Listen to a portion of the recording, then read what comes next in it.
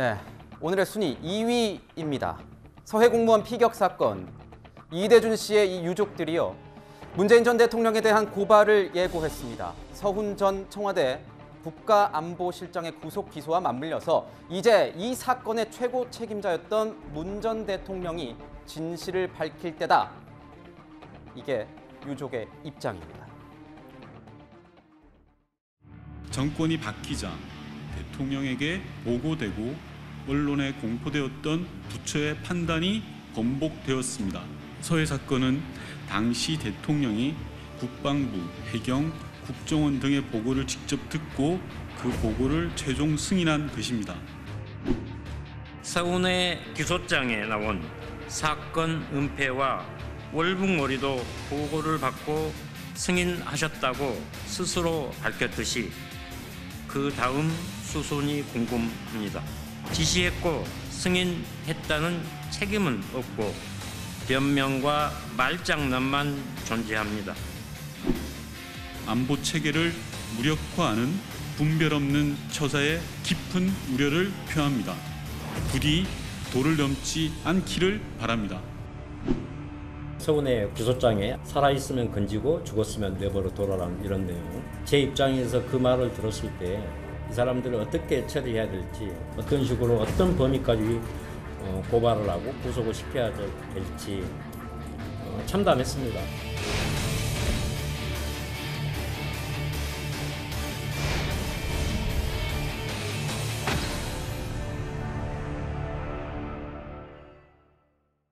네, 문재인 전 대통령의 측은 윤건영 의원이 문재인 전 대통령의 입장을 대독한 화면과 오늘 이 유족 측이 한 기자회견 모습을 저희가 편집해서 보여드렸습니다.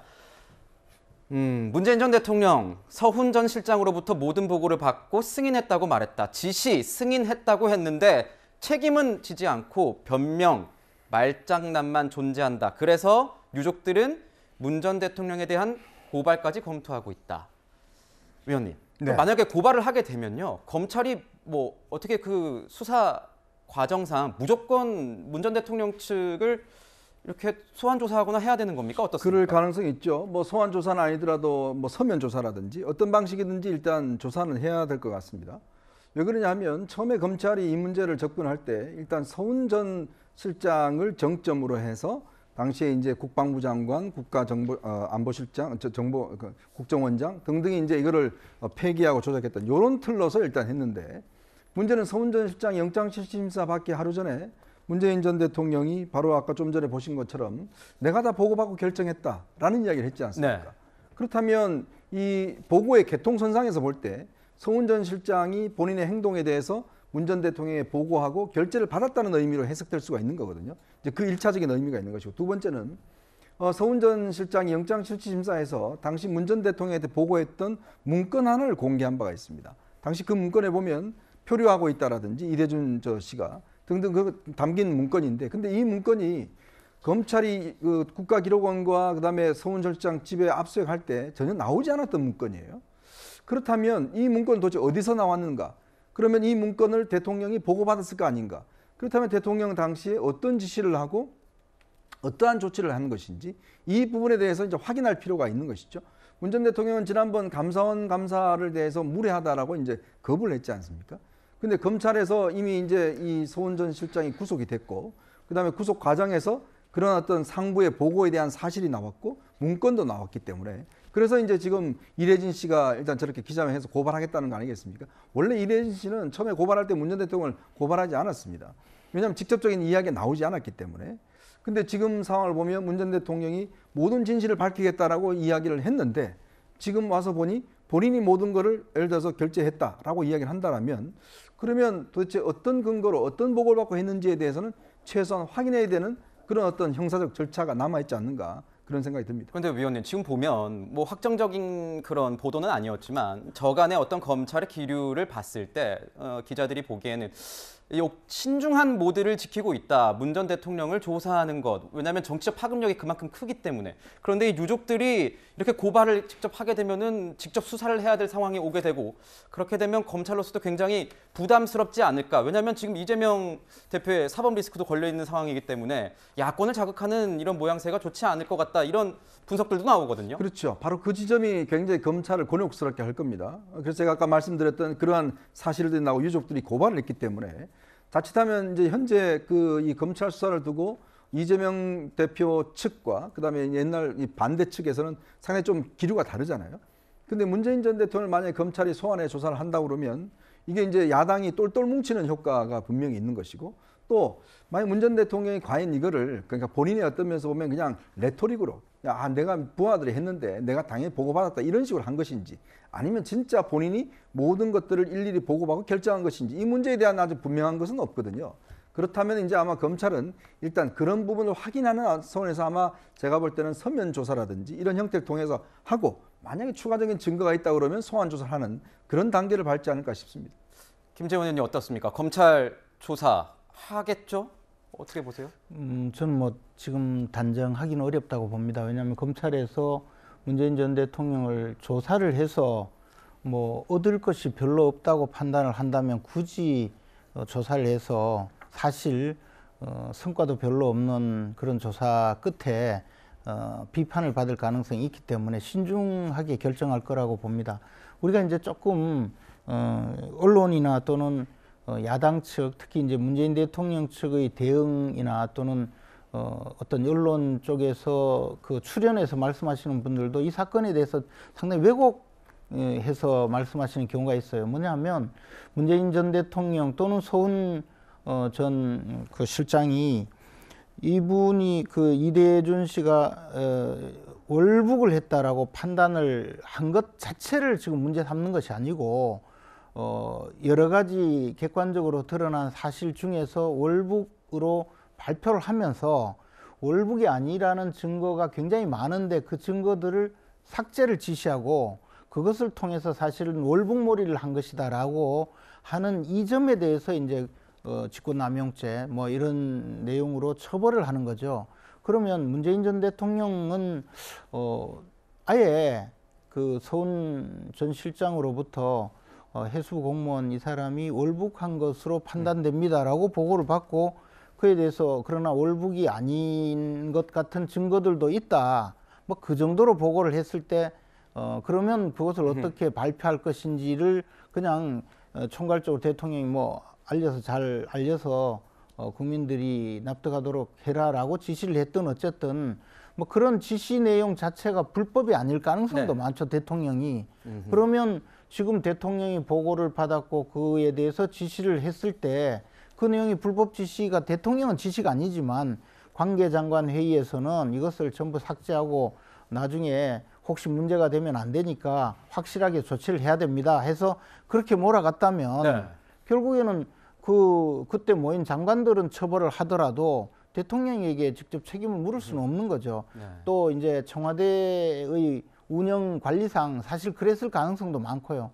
그래서 저는 문재인 전 대통령을 직접 고발을 했다 하더라도 실질적으로 검찰에서 이것을 근거로 해서 조사하기는 아직도 상당한 고려가 있어야 될 것이고 저는 끝내 조사를 하지 않고 넘어갈 가능성도 대단히 크다고 봅니다. 그렇군요. 자, 방금 말씀하셨던 관계장관 회의에서 이 장관들이 어떻게 했느냐 이런 부분도 지금 논란이 되고 있습니다.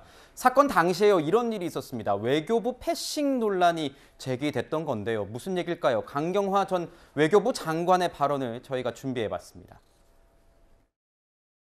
9월 23일 날 새벽 1시에 청와대 관계장관 회의에 그 회의가 소집된다는 사실을 알고 계셨습니까? 외교부 직원들도 모르고 있었죠. 보고 알고 있었습니다. 의도적으로 청와대에서 외교부를 패싱한 건 아니겠습니까? 그 부분은 분명히 문제점이 있다고 생각을 해서 그 다음 안보 상임위에서 문제점을 제기했고 시정 요구를 했고 시정이 되고 문제 제기를 누가 강경화 전 장관에게 물은 거죠. 왜 그 자리에 가지 않았습니까? 저도 그래서 따졌습니다. 이렇게 답변을 했다는 겁니다. 서훈 실장에 대한 검찰의 공소장 보면 피살 사실 은폐 목적으로 피살 다음 날 청와대 관객 장관 회의에서 참석 대상자였던 강경화 당시 외교부 장관을 의도적으로 배제했다. 당시 외교부도 이 내용을 아무도 몰랐고 심지어 청와대 2차 장관 회의에서도 배제됐다. 이렇게 얘기를 하고 있어요, 대표님. 예. 그러니까 이거는 그때도 논란이 됐어요. 그러니까 외교안보 관계장관 회의면은 외교부 장관이 들어가야 되는 사안이다라는 게 공식적인 거고, 그렇죠. 다만 이게 남북 관계다 보니까 외교부가 굳이 낄 필요가 있느냐 뭐 이런 얘기도 있었습니다. 근데 저는 저 공소장이 조금 이상해요. 네. 그러니까 이상하게 썼습니다. 이거 검사가 조금 뭐 문해력에 문제가 있던지 아니면은 지금 뭔가 좀 문제가 있는데 무슨 얘기냐면은 피살 사실 은폐 목적으로 이렇게 얘기를 했어요. 피살 사실을 어떻게 은폐를 합니까? 그러니까 피살 사실은 이미 다 발표가 되고 전 국민이 아는 거예요. 예를 들면은 이거를 뭐 월북몰이를 하기 위해서 다만 뭐 이런 것들을 뭐 얘기가 되오면 모르겠는데 그런 게 아니고 피살 사실 은폐 목적으로 이런 식으로 공소장을 쓰는 게 저는 좀 납득이 안 된다 이렇게 좀 말씀드리겠습니다. 그래서 뭐 이거는 뭐 수사를 해보면 알겠죠. 이거는 양측의 의견이 굉장히 엇갈리는 문제고 이를테면은 그 국방부에서 이를테면 밈스에서 군사정보관리체계에서 정보들이 삭제된 것도 원본은 남아있고 불필요하게 모든 예하부대가 이거에 대해서 다 사실을 알 필요가 없다라고 판단했기 때문에 지시를 한 것이다라고 했기 때문에 이건 삭제가 아니다라고 주장을 하고 있는 양측의 주장이 팽팽하니까 뭐 그거는 이제 지켜볼 일입니다. 그래서 외교부 장관이 빠진 건 이례적이지만 그게 완전히 저는 뭐 불가능한 상황은 아니다라고 좀 개인적으로는 보고 있는데 어쨌든 뭐 그거는 이제 법정에서 좀 판가름 날리는 것 같습니다. 김재원 의원님, 김준일 대표님은 이 공소장 자체의 어떤 표현에서 정말 검찰의 어떤 문해력에 의심이 갈 만한 그런 부분들이 보인다라고 지금 의견을 주셨는데 어떻게 보세요? 근데 뭐 저게 이제 공소장이 실제로 공개가 되어서 피살 사실 은폐 목적으로라고 적혀 있는지 제가 확인을 못했어요.